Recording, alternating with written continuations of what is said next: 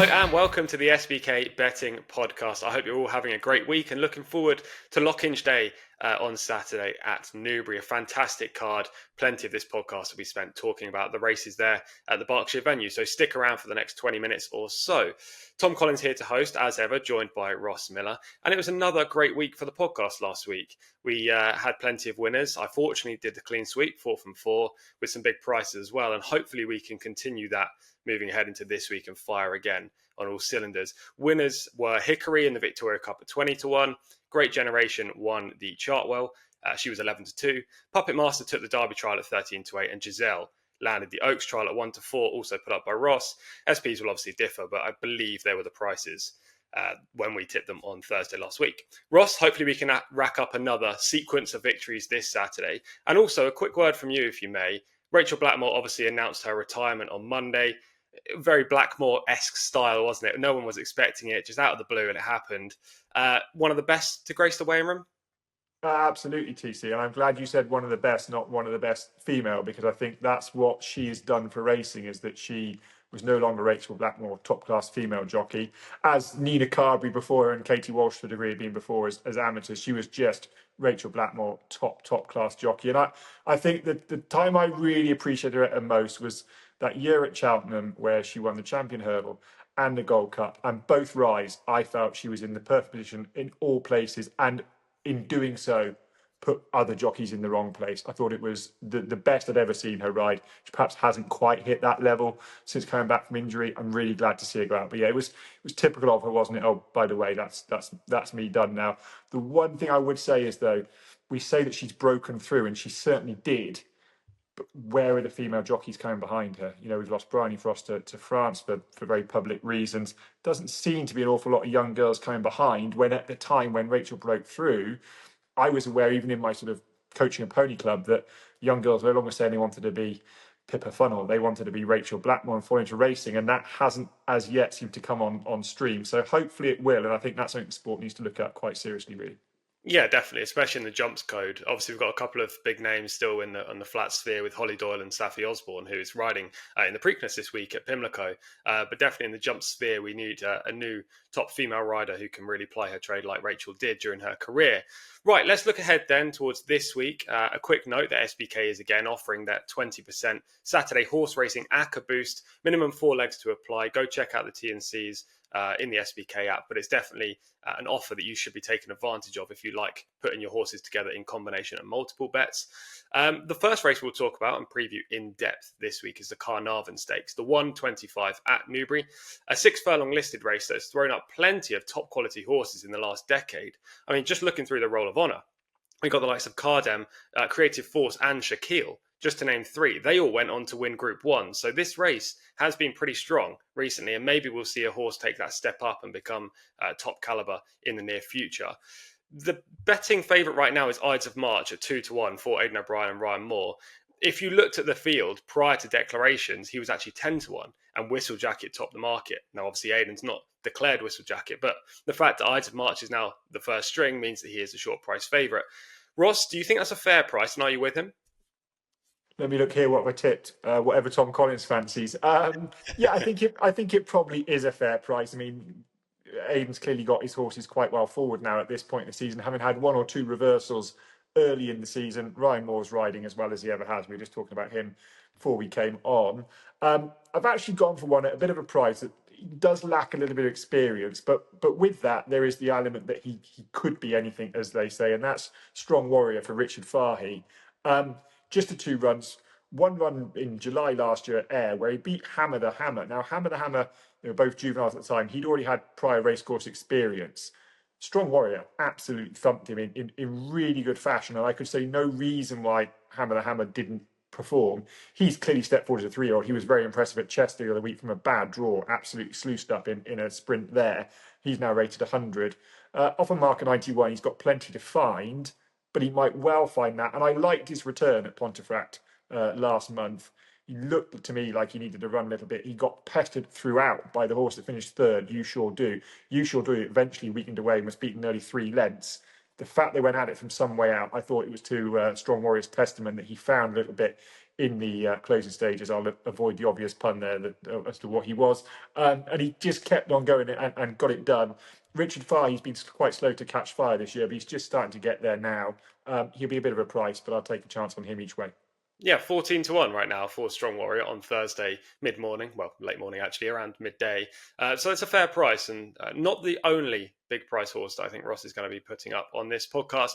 I thought this horse had a good chance, to be fair, Strong Warrior. And if you look through the official ratings for all the runners in here, aside from Symbol of Honour, who's rated 104, and Sayyida Darian rated 101, and Ides of March, who doesn't have an official rating, they're all around the 90 mark. So it's not beyond belief that one of these horses could take a step forward. And Strong Warrior, as you say, has only had 2 outings. He was the last off my shortlist, so I like that pick, and I'm kind of glad you've gone for him because I haven't. For me, it's probably a no-bet race, but I will be putting Ides of March up as my pick. I think he's the most logical winner. I like the price. And Aidan and Ryan have just been dominating all of these trials, literally from the start of the season to now. Every single 3-year-old race, they seem to be winning. Ides of March was a good 2-year-old last year. He was actually set off 5-4 to beat the line in winter on his second outing. He didn't, of course, but still, the market thought he had a chance of doing so. He came back to win a race and then a Group 3. They sent him to the Breeders' Cup. He ran okay. I didn't think Frankie gave him a great ride at all, but that's kind of what Frankie does nowadays. And then his reappearance was fine. So I wouldn't be surprised to see Ides of March take that step forward and win, but it's a no-bet race for me. The next contest that we'll preview is the London Gold Cup, the 2 o'clock. Usually this race is the best 3-year-old handicap of the season, at least the early to middle part of the season. Maybe it will be this year. I'm not so sure, Ross. 7-2 the field right now. Genealogy and Nebraska top the bill. Archivist, who was the favourite prior to declarations, hasn't been declared by William Haggis. Where's your money going? Whatever Tom Collins fancies. The London Gold Cup. I think you found the winner last year as well, actually. So people might be well advised to listen to you. I think you've got a good record in this race. Again, I've gone for one at a bit of a price, but he's been in my tracker for some time, and it's Wave Rider for Harry Charlton. Went into my tracker after his debut last year at Sandown. Finished 4th. Got absolutely no sort of run whatsoever. He was far too free. That meant he had to get kept in behind horses. The breaks didn't then come when he wanted, and he didn't really lengthen and quicken. He just stayed going at the same pace. Looked to me like a horse that wants a little bit further. I think that's borne out by his pedigree, out of a mare who's got plenty of stamina on her side. Then went on to Yarmouth in his second start. Didn't run too well at all. But Yarmouth is a track where horses can underperform at times. I'd forgive him that. Returned then at the start of this season. Finished quite strongly, over 7 furlongs on your weather at Wolves. Looked to me like this was a bit of a prep race for the London Gold Cup for a trainer that won it last year with King's Gambit. So I'd take a chance on him. He'll be a bit of a price, but you never know. Yeah, it's a Wave Rider there for Ross, around 6-1 at the time of recording, though it wouldn't be surprising if this horse was pushed up a point or two prior to the off, being a maiden against some quality horses. That being said, as Ross has said there, trainers have kind of tended to fire at this race, and Roger Charlton has been one that has been super successful. So maybe people will look at the Roll of Honour and see a lot of Charlton in there and pick Wave Rider, so he could equally come down a point or two. I've come down fairly strongly on the side of a horse in here called Nebraska. Now, I did like Archivist actually prior to declarations, but as I say, he's not been declared. Put that one in your shortlist or tracker. I think he's surefire to win a race sooner rather than later. Now he's not in the race. I think Nebraska is way the horse to beat for Jonathan Daly Gosden. He won on debut last year when Connections didn't think it was going to happen. Then they went to the Futurity, a Group 1. He didn't run well, but it was on soft ground, finished just 7th. He's come back this year with 2 second-place finishes. First time up, he probably wasn't fit, but equally he should have won that race. He just didn't manage to get his head in front. Last time at Newmarket, small field, just 4 runners. He was held up last. They went a dawdle early, and they quickened after 7 furlongs. He managed to trap past 2 of his rivals, including Ernst Blofeld, who reopposes, before getting tired late. Those 2 races this year have been run at crawls in the early part and then sprints. That is not what you want. If you use Race IQ stats, you'll see that it actually takes him quite a long time to get up to the full stride. And when he does, he has a real high-end speed.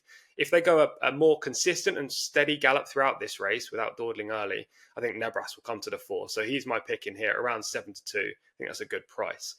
Finally, we move on to the featured race. That is obviously the Group 1 Lockinge Stakes, the 235 at Newbury. This is a great race, especially the top four in the market. We've been looking forward to seeing these in top level races for much of the season already. Rosalien tops the bill, 7-4 at the time of recording. Dancing Gemini, 5-2. Low Draw and Ryan Moore. Going to be a lot of support for that horse. Notable Speech, 7-2. Tamfana, 11-2. And there's a bigger price bar. Where's your money going here, Ross? Whatever Tom Collins fancies. No, let's get serious now. Rosalien, I really like him. I thought he was by far the best miler of his generation last year. Yes, he was beaten in 2,000 guineas by Notable Speech, but Notable Speech had the best run through that race. He had the benefit of a prep race. I think the lack of a prep race cost Rosalien. He was a little bit gassy, perhaps a little bit far back, couldn't quite sustain his run over a stiffer track. Now, the same is true this year. He comes here for his first start, but so too does Notable Speech. And I just think this flatter track, slightly more open track, no undulations, will probably suit Rosalien and Sean Levy, give Sean Levy a few more options. He comfortably reversed the form in the St James's Palace, having in between that won the Irish Thousand Guineas, where I thought he got Sean Levy out of a spot of bother because he was a long way back, and I'm sure there was a moment where Sean felt that he'd let them get away. He showed a really good turn of foot. I expect him to step forward. He was always a really nice, strong stamp of a horse last year, so I would expect him to improve as a 4-year-old. I think he'll be comfortably the best of these in time. Maybe Dancing Gemini is an angle because he has race fitness, but I'm not quite sure what he achieved last time, if I'm honest. I think he was perhaps a bit flattered to get the adulation that he did. And the other thing to point out is Richard Hannon, 13 winners from his last 53 runners, 25% strike rate. He's really starting to come to the ball at the right time. Yeah, I have nothing against Rosalie, and I completely see where you're coming from there. And he deserves to be favourite. He probably is the best horse in the race, and he probably will go on to win. I'm just going to oppose him with a horse at a double his price, 7-2 rather than 7-4, and that is Notable Speech. I made it between the two, to be fair. They are 1-1 against each other so far. Obviously, in the Guineas, Notable Speech got his head in front, as Ross said, and then Royal Ascot, the results were changed when Notable Speech didn't turn up at all. I think he's capable of beating Rosalien. Obviously, the bigger price makes me want to bet him rather than bet Rosalien. And actually, if you look at the Breeders' Cup run from Notable Speech, he didn't run badly. I know he finished third, but he didn't like that turning track. I think getting back onto a straight track is a big positive for him. The horse who actually beat him in the Breeders' Cup more than looks is top quality. He's been retired now by Sherry DeVoe, but he was the best miler in the US last year. And it's not a typical US turf kind of group of horses. They were pretty good, and he was the best of them. So I don't think it was disappointing to see him lose out in the Breeders' Cup. Coming back first off the layoffs, I see no problem there. Godolphin, Charlie Appleby firing on all cylinders. I'll be with Notable Speech, but it'll be a great match between the two. And obviously, Dancing Gemini's in there as well with a good chance from a low draw. Hopefully, Roger Till will be celebrating regardless of result there because he's a horse of a lifetime. Okay, that's the main previews done then for this Saturday. Time for the nap and next best. Ross, you go first. So, at the risk of catching your wrath, TC, I'm going to the jumps for the next best, or for the nap, sorry, I should say, the 440 at Bangor. And it's a horse that actually featured in Miller's Movers back in February, a horse for Robbie Llewellyn called Jake Clase. I thought he should have won over course and distance at Bangor in February. He's ridden by a £10 claimer on that occasion, who, with the greatest respect, looked like a £10 claimer, slightly novice over the fences, gave away quite a bit of ground by going wide on the track when everyone else inside him seemed to keep tight. So I don't think there was an advantage. And he weakened into third, but ran well. Same was true then at Huntingdon last time. A bit too keen. He's quite a free-going horse, and I think the young lad just struggled to manage him. Did a little bit too much too early. Getting off a mark of 100, still shaped well enough. And I said at the time that I just thought he was a horse that is going to come down a little bit in the handicap. He's down to 98. If a more experienced jockey gets on board that can perhaps temper his enthusiasm, get him into a bit more of a jumping rhythm, I thought he was a horse that was quite well handicapped. He was formerly with Nicky Henderson. Charlie Price, who rides a lot for Robert Wayne, gets on. I actually know Charlie. He rode for me in point to points years ago. I think he's very good value for his £3 claim. He's riding with good confidence. He's ridden quite a few winners up north for Maurice Barnes in the last few weeks. I think that can make the difference. Yes, effectively, if you say £10 claim and £3 claim, he's effectively off a higher mark here. But I think the £3 claim and the experience would do the job here. So Jake Clase in the 440 at Bangor. And then the next best back on the flat in the 310 at Newbury. Revoir for Rafe Beckett and Hector Crouch. She wasn't declared for the Pretty Polly, which is when she sort of first came onto my radar. I went and watched back her run at Nottingham last year. It won in October on heavy ground over a mile and half a furlong. She definitely won that race through class and ability, not through suitability of the heavy ground. She's got a lovely low action. Certainly looks like she'd improve for better ground, and she certainly floundered in occasions, but she showed a really good attitude to just keep going. Steps up to 10 furlongs here. yes, it's a little bit of a step up in class into listed contest on just her second start and her first start of the year. Rafe Beckett, I think we've probably said maybe on the last 2 weekends that this is a time he sort of catches fire.